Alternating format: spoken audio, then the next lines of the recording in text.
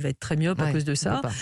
Évidemment, ce qu'on dit, il faut absolument essayer d'être le moins possible sur les écrans. C'est du bon sens, mais c'est le moins possible. C'est du bon sens, mais c'est le moins possible. Et puis, dans notre monde confiné, je vois pas très bien comment on peut s'en sortir facilement. Et justement, avec cette période de confinement, on a passé plus de temps derrière les écrans, adultes et enfants. Est-ce que vous avez vu le nombre de myopes augmenter durant cette période? Alors tout à fait. Alors moi je l'ai constaté, mais je ne l'ai pas constaté de façon... En préparant l'émission, vous m'avez dit ça a explosé. Ça a explosé. Alors voilà, ça a explosé en Asie. Il y a une étude qui est sortie justement sur plus de 120 000 enfants, donc c'est quand même une énorme étude, et qui a démontré qu'il y avait eu une augmentation majeure de la myopie pendant le confinement.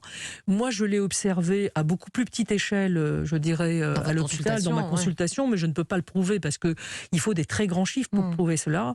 Mais c'est évident que les enfants ont augmenté leur myopie pendant le confinement, probablement pour 2 raisons.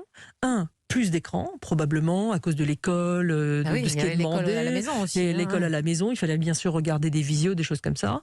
Et d'autre part, parce qu'ils ne sont pas sortis à la lumière du jour. Donc ça fait 2 facteurs aggravants de la myopie. C'est vrai que c'est difficile, vous dites, surtout dans le monde actuel, avec le contexte actuel, n'en parlons pas, de leur dire moins d'écran. Mais en tout cas, un truc sur lequel on peut miser, nous parents, c'est de dire sortez-les le plus possible. Qu'ils fassent mauvais, qu'ils fassent beau, une petite balade dehors, ça fera du bien à leurs yeux aussi, c'est ça? C'est ça, exactement. En les protégeant quand même du soleil, s'il y a beaucoup de soleil.